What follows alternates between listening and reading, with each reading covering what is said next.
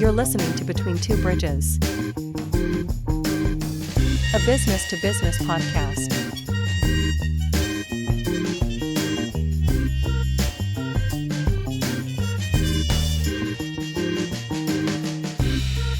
With your hosts, Anthony R. Destiny, Joe Ferrani, and Jerry Kenna. Interviewing entrepreneurs, business operators, and investors. This episode of Between Two Bridges is sponsored by Paymark Payroll. Payday is the most important day to your most important people, and payday is made easy at www.payyourpeople.com.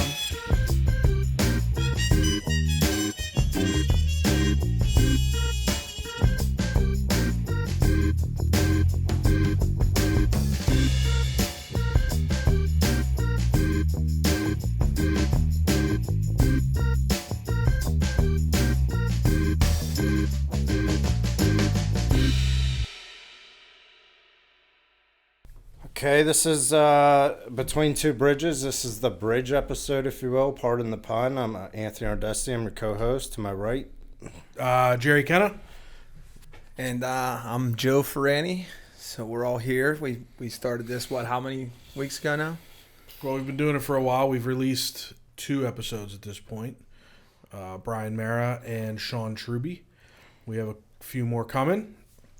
But we decided we were going to do a monthly bridge episode, basically summarizing where we, who we've spoken to over the last month, kind of a casual conversation between the three of us, what's going on in our world, highlights what we liked, and anything we wanted to talk about regarding the guests, and maybe some current events and things like that maybe we wanted to highlight that we didn't get a chance to talk about really whenever we have a guest here. So yeah, that sounds innocent enough until we get pissed off at something and we just rant to a camera in the corner of the room. That's okay. Well, this can be that, and we'll make sure we cut it into a little clip and put it on TikTok. right.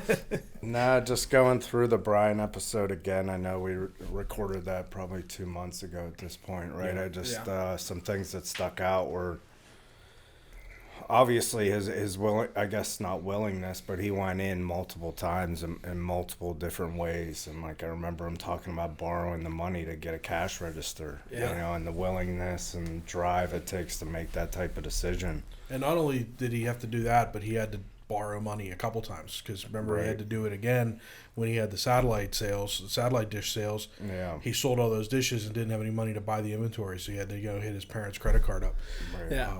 I think a lot of people don't realize that there is options to get funding out there to start a business. Everybody's like, well, I want to do this, but I don't have the money. But you can get the money. You just have to have a solid business structure and a business plan. But you also have to have a huge set of balls. Yeah, you got to have the balls to ask for it. Right? Yeah, it's like anybody can do what we've talked about. Anybody can do what we do. It's just about having the guts to jump off that bridge, Yeah, I've known Brian a long time, several years, probably. I couldn't even put a number on it right now. Maybe 10 years, and I got to watch a lot of that growth firsthand. And like we kind of mentioned during the episode, it's something that we wanted to kind of create with this podcast. But a lot of times as a business owner, I think you guys probably agree that there's times where you're just like you're dealing with something, or you have, maybe you're dealing with an employee issue or a client issue or a growth issue, or maybe you're just fucking broke and don't know what to do now. Or maybe you just sold your business and you don't know where to go from here. But I have a group of friends, and Brian's one of those that I can go to and ask. And not only is he the kind of friend that when you call and you're like, a lot of times when people outside your circle, they see you're a business owner, they assume you're rich, we're killing it, right? And sometimes from the outside, maybe it looks that way. They don't see the sleepless nights and the stress. But Brian, no matter what's going on the outside where everybody thinks, I can call him and say, hey, oh man, I'm dealing with this. And, even if it's just you got this, buddy. You can do this. I've been through this. And he also, on the other side of it, because he's killing it, he's also the guy that can appreciate the wins. You know, when you call and you're like, hey, dude, I just ordered that Corvette. And he's like, yes. You know what I mean? Like, he's also that guy. And, genuine guy. Genuine guy. And he's the person you can talk to that's not going to judge you, whether it's your ups or your downs. Yeah, I had someone reach out to me that actually knew him at a young age, and he was like, I always knew he was going to be a stud at something. Yeah. We just didn't know what it was. And, you know, he figured it out. Yeah, he didn't know for a long time, apparently. Apparently. And the thought of, like, you know, I own my own business. The thought of actually selling that business, it's such an identity of mine. But, like, you know, that's also having the guts to do it, you know, because, you know, you could look at the long run and you could do it, but you're also selling a job. Yeah. So he's sold that job, and it's made him a better businessman, you know, moving forward. Yeah. Which is like, I don't know. I wish someone would buy my cleaners. I say it all the time, but like I can relate to like how vacant that spot was whenever he sold those stores. He was, you know, just kind of like probably lost in the world. Well, I mean, think everything you do every day is building this business. It's that you live that life where literally 24/7. Yeah. You could be back in that mode, and then all of a sudden it's like it's gone. Well, that's why I think, like, with this trip coming up, going to camp and, like, going to hunting camp or going hunting, I think that's why I like it so much, is because, like, I literally can shut it off to do that. Yeah. But it sucks because I can't shut it off to, like, cut my grass or, like, if I'm, you know, you're too close to it. So, yeah, I don't know. Anybody wants to buy dry cleaners out there listening? Oh, man. Come on, get.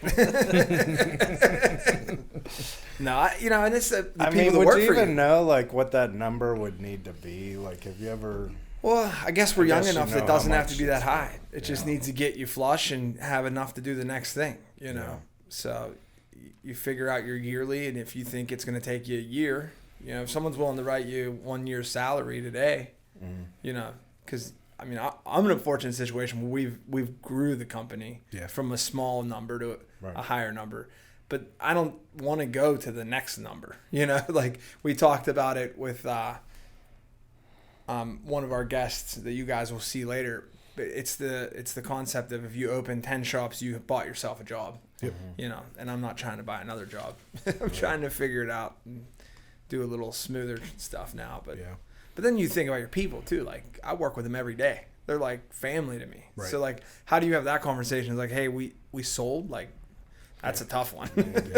People do it though. I mean, but if anybody works for me, we don't have any buyers in the well. We're not working a deal. You guys are safe for now. But if someone knocks on the door, No, the time commitment. So you heard that on the Truby episode. I mean, my man's on call 24/7, and then he's also diversified into life insurance and plot sales, and well, that's real estate too. So I mean, he's doing well. That's kind of the whole thing, and when you own a business, well, I think Mara brought up Rich Dad Poor Dad during his episode, and one of the the cash flow quadrant. Have you guys read that? Yeah. Book? So you have the cash flow quadrant. For anybody that hasn't listened, basically, if you imagine you just write a plus on a page, and you've got self-employed, you've got business owners, you've got investors, and you have employees. And self-employed is not the same as a business owner, and that is a super common misconception, especially in my business, where people think that they're a business owner. But if you're not able to trust in your employees and get up and walk away for a certain period of time, and I think in the book they say a year. Yeah. And the business is running just as well, if not better, than when you left, then you're self-employed. You're an employee of your business. You're not a business owner. Yeah. Matter of fact, it's the other way around. The business owns you. And that's a hard thing it's a hard transition. And honestly, I mean, Landmark Business Solutions has been in existence since 2010. And I can tell you that I'm still self-employed in that company. Now, it's really difficult for me, and a lot of it's probably me, but a lot of my clients come to me because of me. So it's really hard to then say, okay, well, I know that you're here because blah, blah, blah told you that I'm the person that knows this, this, and this, but here's this guy that you're going to work with. It's not me. Like I said, it's probably a lot of it's me. I think a lot of my clients would trust that person because I trust that person. But it's a hard transition to make, and I still struggle with it every day. But one step that I've made, and it kind of goes to that, is to diversify, where we've started buying rental properties because in my mind, I want to start creating other revenue streams that are more passive, that don't require so much of my time. We've recently kind of spun off the payroll division of our company so that one, it's a sellable asset at some point because a payroll company can come buy it at some point someday. Hopefully tomorrow. Yeah, but it's also not me.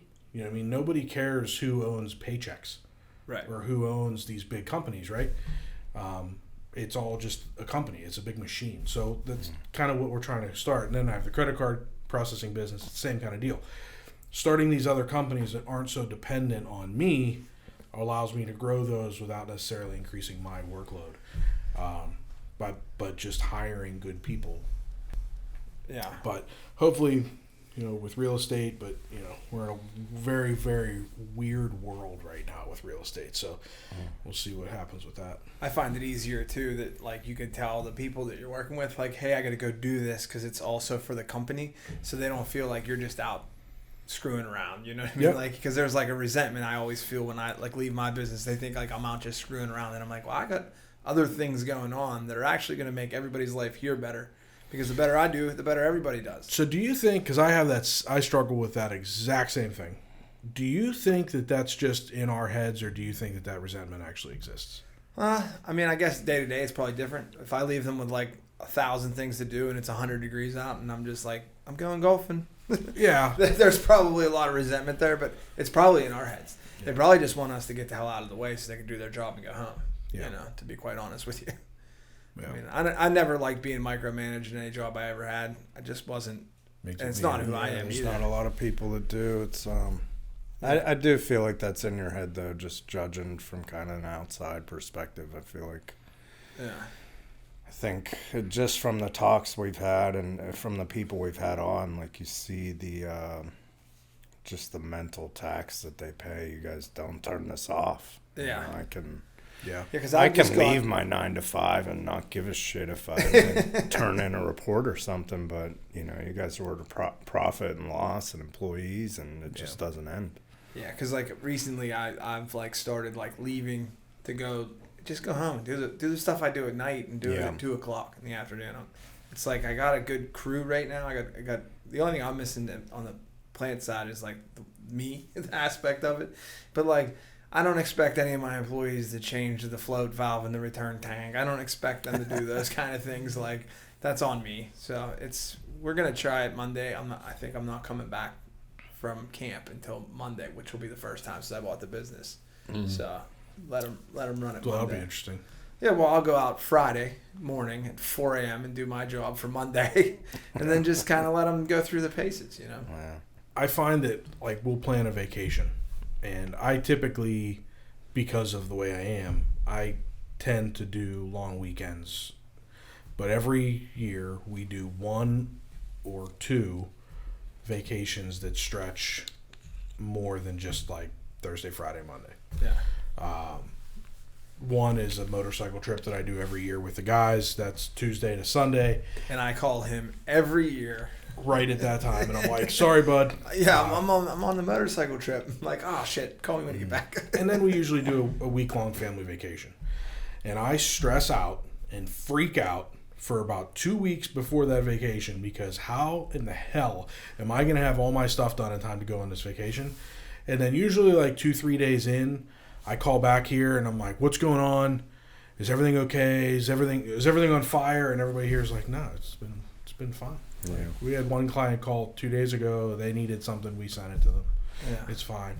So it's like, I think a lot of it is in our heads. Not that we could be, you know what I mean? You're right. And it's not that we could take 6 weeks off and it'd all be fine. But I think our customers also understand that like, oh, he's on vacation. He'll be back next week. You know what I mean? And I think that's the point I need to get to is I need to invest in, like, I have some equipment in my place that I know how to run because it's like, I just know how to run it because I'm egging it on. But I could definitely do more automation to make it easier on my people. And then they probably would look at me like, well, what are you here Why are for? you even here? Yeah. Either fire someone that we don't like that's in this circle or you leave. And now all your employees are all sitting around listening to this, looking at each other going, who's it going to be? Who's he talking about? Tune in December. Right. I'm very fortunate right now. You know, one of the things is like a lot of the people stayed because we worked through COVID. We didn't stop working. So like they didn't get the luxury of going to sit home. So they just knew. I mean, that's what I did too. I didn't stop working. Neither did I. It took me 30 years to get to the way I was. Like, I wasn't always a good worker. Like, my past bosses can comment on this and be like, yeah, that dude sucked. Like, so I got in that habit. Mm-hmm. So why break the habit? Right. So, and then I was working on my house at the time too. So keep plugging. So, Jerry, I know you finished up a project recently. You Yeah, we take us did. through that a little bit? Yeah, we bought a flip. I don't typically flip houses. Don't like to. Just never did. Yeah. Most of my real estate stuff that we've done have been buy and holds. I'm mainly looking at property as a long-term investment. I don't really bank on that cash flow every month. It's more for, being self-employed, owning businesses. A lot of profits that I've made over the years have just been dumped back into the businesses. Mm-hmm. So, not much of a retirement, right? Yeah. So that's kind of the idea of it is maybe to give my retirement life maybe a little shot in the arm, is try to buy some assets that'll be worth something someday. Mm-hmm. So we've been buying up property and basically doing the BRRRR method. So for anybody that doesn't know what that is, BRR, it's buy, renovate, rent, refinance, and repeat. So basically what happens is if you have a line of credit or if you've got some cash or if you have hard money, if you have a hard money loan, some guys do it with hard money, you buy the property up and you close quick. So when you're a cash buyer, if you have a line of credit or even hard money, you don't have to worry about appraisals at a bank. You don't have to worry about, a lot of the inspections that you may have to do if you're trying to get a conventional mortgage. You don't necessarily have to worry about down payment because you're using either your cash or line of credit. So it's basically considered a cash deal. Mm-hmm. So the idea is you find a distressed property that's been on the market for a while. You reach out and say, hey, listen, give them an offer, hopefully well under market or asking, and you say, listen, I can close within 30 days, no inspections, no appraisals, all I want is a clean title. So we do a title search, get title insurance. Other than that, we can close, and I'm bringing cash to the table, just writing a check, getting the property getting the property owned, and then we go in and we fix it up. The idea is you buy the house, say you bought it for $30,000. Mm-hmm. That's low, but in the Pittsburgh market, there's still a lot of neighborhoods that you can pick up a decent house for $30,000, $40,000, $50,000. So you put what, 20% down or? No, I'm going in with a line of credit. Yeah. So you're going I'm for writing the a full check. 30. I'm Yeah. paying it all. Okay. And then I'm also using that line of credit and I'm fixing it up. So the idea would be, just for simple math, I'm paying $30,000 for the property. Say I'm putting another $30,000 in it, right, mm-hmm. to renovate it. So now I've got $60,000 invested in this property. The idea then is that I go to the bank. First I find a tenant for it. So you find a tenant, you put it on the market. We also own a property management company, so my property manager will find a tenant for it, place a tenant, say you get $1,000 a month for it. That can't be a family member too, right? What's that? The tenant cannot be a family member, from what I've I think the bank would frown upon that. That's what I ran into. Yeah, the bank's not going to like that. They want to see that it's not. They would probably consider that an arm's length transaction and probably flag that. An underwriter is going to flag that and think that it's fraud. Mm. So you find a tenant, you get a lease. That lease says you're getting $1,000 a month. You've got 60 in the property, but it's a line of credit that's not tied to the property. So according to the bank, that property's owned free and clear. Okay. You own it. There's no liens on it. You own it. Mm-hmm. So then you go to the bank and you say, hey, I got this property. I own it free and clear. I want to take out a mortgage on it. They send an appraiser. They come back and say, this house is worth $100,000. You've got a tenant making $1,000 a month. As long as the numbers all work out, which a bank wants to see that rent, typically, the rent is 1.2 times your debt service, and they will typically only lend up to 80% of the repair value. Okay, so for this easy numbers, house is worth $100,000. They're going to write me a check for $80,000. Now it's a mortgage, so it's not income, but I'm going to take 60 of that and I'm going to pay off my line of credit. The other 20 it's not income, but it's still kind of profit on the deal. Right. Because it's extra money that I earned on that, but it's not considered income to the IRS because it's a loan. So I just took a loan out. Gotcha. So I put $20,000 in my pocket. I have a tenant in there making me $1,000 a month minus my mortgage.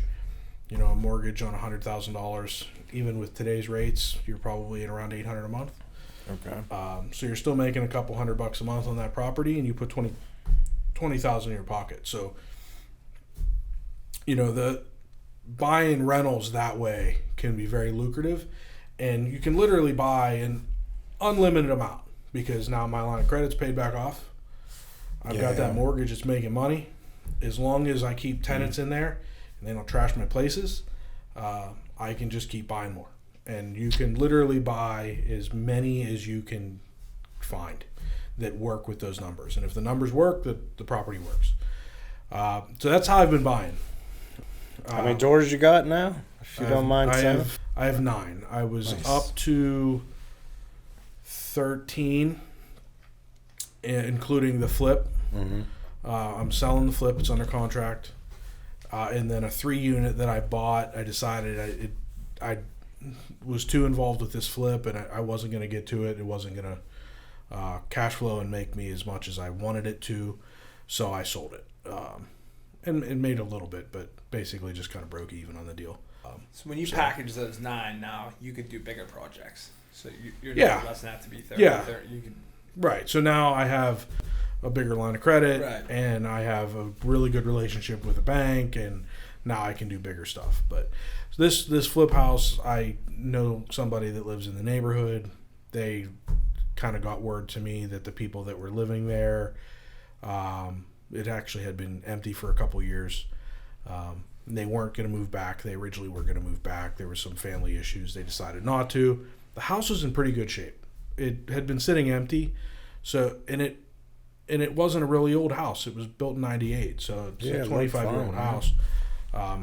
It just needed updated. A lot of the stuff in there hadn't been touched since '98. So we went in and we put a new roof on it, new furnace, new air conditioner, all new flooring, gutted the kitchen, gutted both bathrooms, all new kitchen, all new bathrooms, painted the whole place. I'm interested in that black trim. Everybody seems to be pretty popular. Black trim everywhere. We did white. We did like a really light gray. What do they call it? It was called aesthetic white. Was the color of the walls with a black trim. Yeah. I saw another friend of mine that did a house that did that color scheme, and I thought, man, that looks amazing. Yeah. So I told him, and I stole it. My question is always like, it looks sweet, and then it does, I don't know, would like living there and putting furniture and but yeah, we'll see. You know what I mean? Yeah, hey, it's not your problem. Yeah, I mean, we did a good job. Like we primed and we put a couple coats down, so I think they'll be safe if they bang a piece of furniture off of it. But you never know with those dark colors. Things peel. Well, yeah, and I was thinking too more like couches, like how do they match with the black? With the black. But we did kind of a whole black and white and gray scheme in there. So I think if they kind of do maintain that kind of color scheme too, yeah, they'll be okay in there. But that's why I laugh. When we did our house, we put the black. We have black cabinets in the island, and then white on the wall. So like that's the trend right now, you know.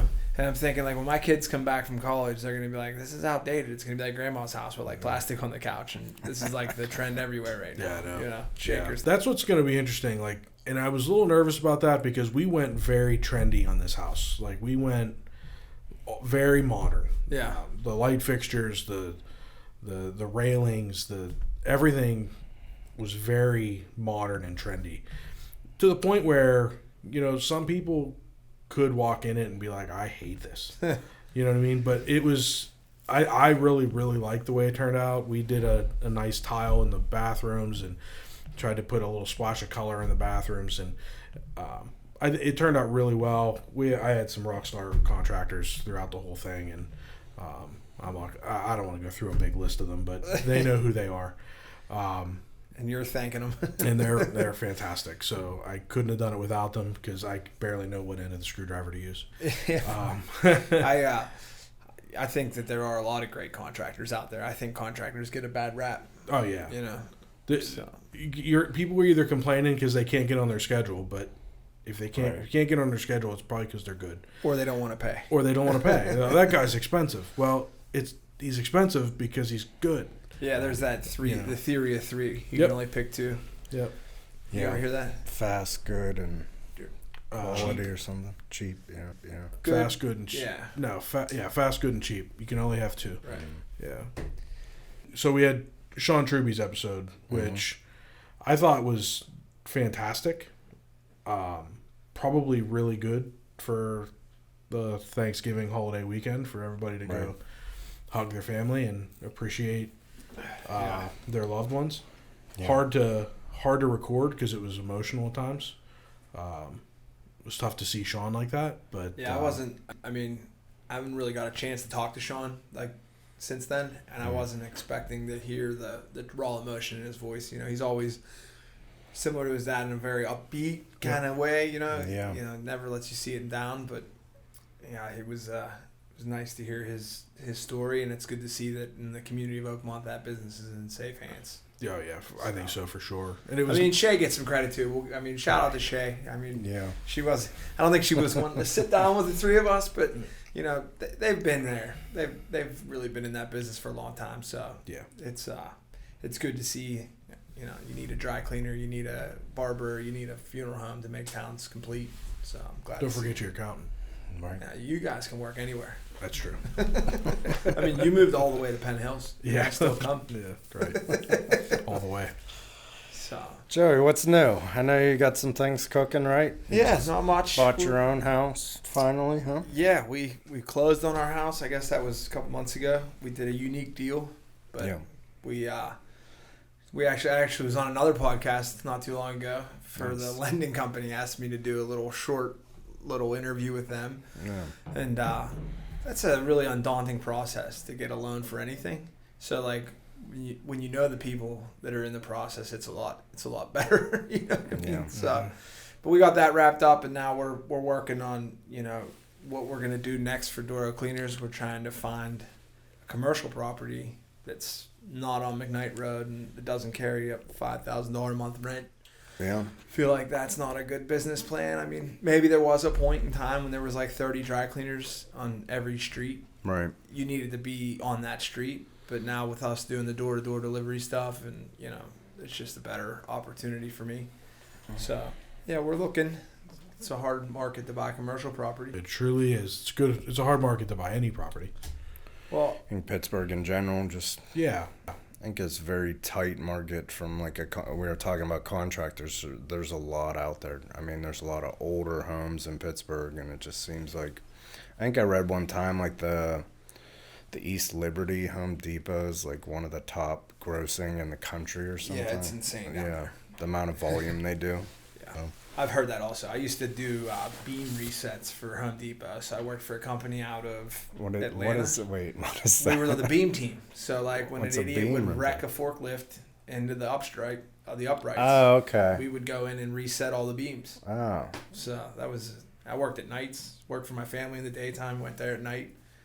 We did from New York to Virginia, and that East Liberty store was one of the largest grossing stores. Which company was that? It was a subsidiary of Home Depot. They had their own company. Okay. Yeah, that's why I was based out of Atlanta. All right. Yeah, these companies they're not stupid. They're not going to get a subcontractor. So I was a subcontractor for them, but I worked through that company. Yeah. So what's new with you? W-2 side, we got year end. I won't bore you guys with those details from the company perspective. We'll say a year and a half in. So started the LLC in 2021 for some personal decisions and family stuff that I had to take care of. But, coming into next year, it's getting the process started. So this year was a lot of... fill us in on what Double A Concepts does. Yeah. Cause tell your side of this shit. Yeah, so initially it wasn't a tax scheme, but I had taken some money out of my retirement to start my own company to get into passive income like Jerry had talked about. It's a lot more complicated than what the internet portrays. So, 18 months into it, not having a door I wouldn't have expected that. So I've learned a lot of different things along the way. Before I would take that jump, it's kind of been this 3-year process that I've had my eye on, but cash flow is important. So cleaning up a lot of my debt. I think we've talked about this off camera, but basically the government defaulted everybody on their credit cards this year. So if you miss 2 or 3 payments, they put your rate at 30%. That was the old days. What they did last year and towards the end of 2021 was defaulted everybody. If you go out and look at your credit card statement, you're paying 30%. Yeah. Across the board. So between my wife and I, we had racked up some things. We had bought the house in 2019, so our focus this year was paying a lot of stuff off. It's not sexy, but cash flow. I sitting around this table, and it's probably a lot, I wouldn't say easier, but the capital was out there. So if I would have been more aggressive, I guess, from the lending standpoint, I could be further ahead. But just from stress and sleeping at night thing, I wanted to kind of clean up some of my personal debt before diving into this thing. Yeah. So longer term, I guess you could classify it as a real estate company, but it's still in the infancy stages. So I've done some general contracting stuff just to keep the lights on this year. I've obviously done some advertising. We're sitting here today, but the goal, I think, when I sat down with Jerry was to buy a secondary house. It was initially for a couple sisters of mine, but the bank didn't like that so much. So, that's rerouted me a little bit. But still looking kind of towards next year. The numbers are insane. I would think that, I didn't think rates would be a freight train, so it was, if I could go back and it's COVID, March 2020, I would have borrowed $1 million, whatever I could find it. While I'm sitting at home for 6 months, I could, but that's the type of stuff that keeps you up at night if you do that. So, well, we are coming into the holiday season, and my grandma would always say, if ifs and buts were candy and nuts, what a Merry Christmas it would be. Right. That was her thing. So I do think it's crazy though. I don't think the cleaners could have ever bought a building, And then you start looking at it, and you're like, well, yeah, you can buy a building. So it goes back to where I started. Is you got to, 1, have the balls, but 2, look around. There's opportunity out there. And then there's an episode that'll come later, but one of the things I took from the guy is he doesn't let money sit in account. He's like, that's opportunity, and I'm like, man, I've been stacking pennies for a couple of decades when I could have been out. I'm guilty of it too. I like to open my bank account and see that there's money in there. I'm ready to take the leap. Obviously picking up stuff as we go along, but looking forward to next year. Yeah. It was pretty crazy this year in January when I did the deal with the manufacturing company. Me and the previous owner sat down and kind of looked at it, and he was like, Joe, he goes, you could chase lending. He said, but I think if you're responsible, you could pay this off in a year through the business, as long as you don't because a lot of people think I got a business and I got $5,000 that came in and I can spend that. Right. But, and that business is a little different. My raw material cost is through the roof. Yeah. So, we order wire, I think February, March, we just planned it out. It's $57,000. Like, so you better not spend a lot of those little $5,000 checks you get. Because if you don't have raw material in that business, you're out of business. Yeah, there's no working late. There's no making up time, you know.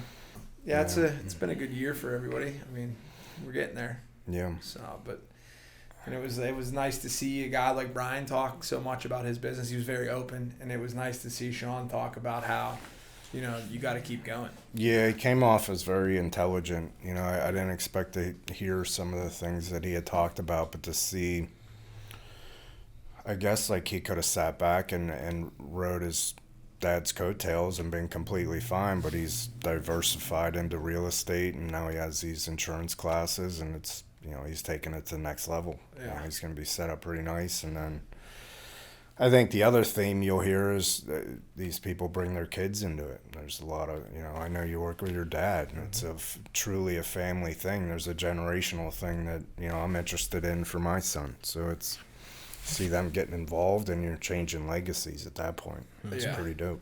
Yeah, I mean, my kids are definitely better off. Yeah. You know, I mean, we had a good upbringing, but, like, my kids will be better off. I mean, they're already more intelligent than I ever thought I was at that age. You know, my daughter is a very, very intelligent person, and I give a lot of credit to my wife being a stay-at-home mom with her. Yeah. But the school that she's in is fantastic. I mean, they are so good with them, and the teachers nowadays are a lot different. You know, like, our teachers were on the way out. Like, think back first, second grade, like, their cycle has hit our kids just right. Yeah.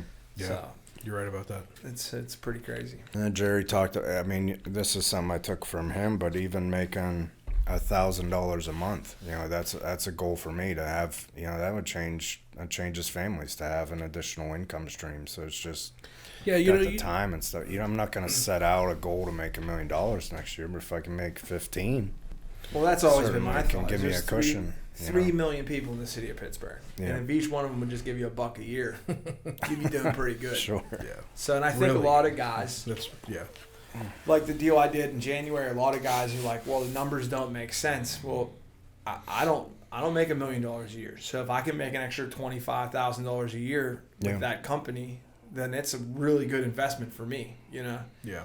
So. Yeah, I think people look at side hustles like, I'm going to be a millionaire, but, you know, and I think part of that is this nonsense on social media where everybody's trying to sell you being like a Amazon, you know, reseller and selling. Click a button and make $1 million. On TikTok, and exactly. They try to be like, oh, you can have a Lamborghini by next week. It'll be electric. You don't need to do that, you know. And I think people don't realize that the amount of money, like, to be in the 1% of earners, it's not $1 million a year. Like, you're saying like $1 for everybody in Pittsburgh, $3 million a year. Like, that's like 0.1% of the world, right? Or of the United States. Like, there's so few people that, like, to be in the 1%, you have to make, like, I'm gonna say this wrong, but it's, the point is valid. It's like $300K. Yeah. I mean, it's not a lot of money.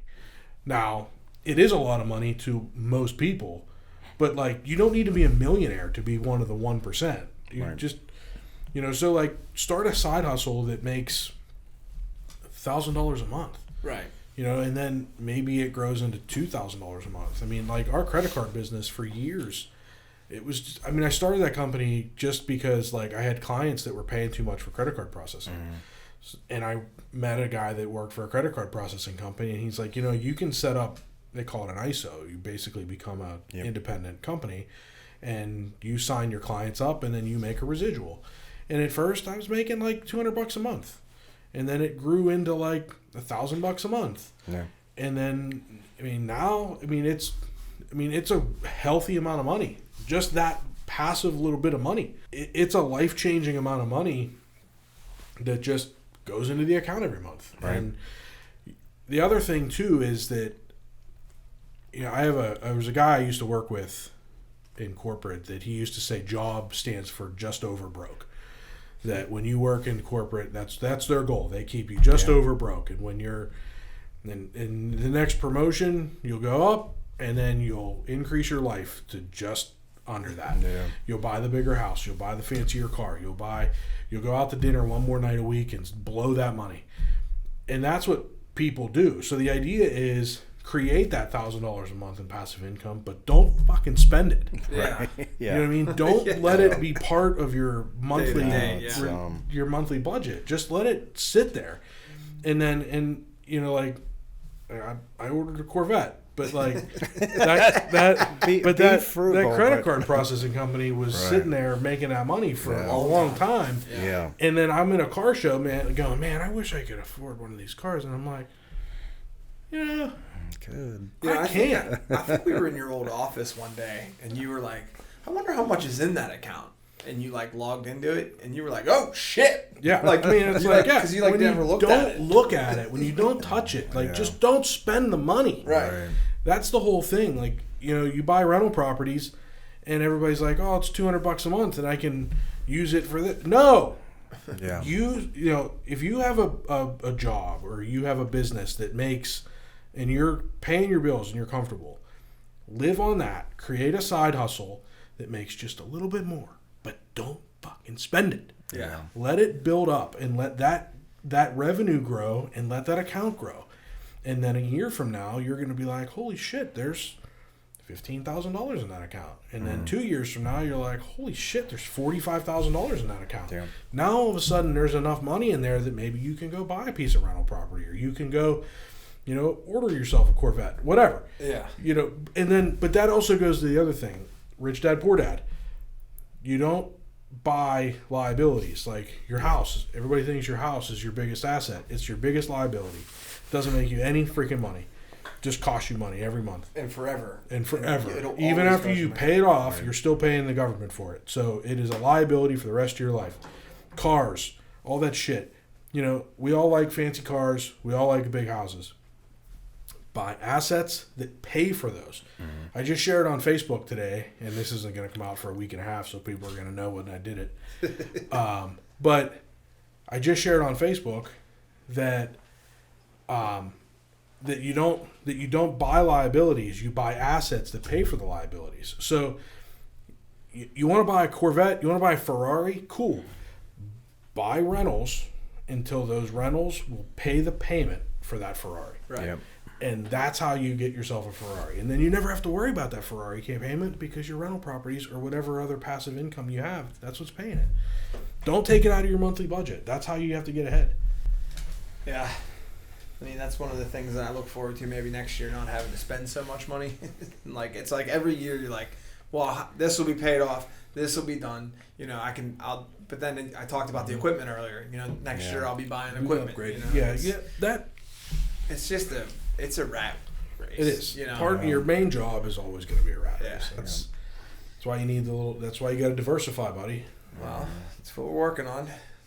So, but got any commercial property for sale? Nah. I'd like to buy some. If you know anybody selling.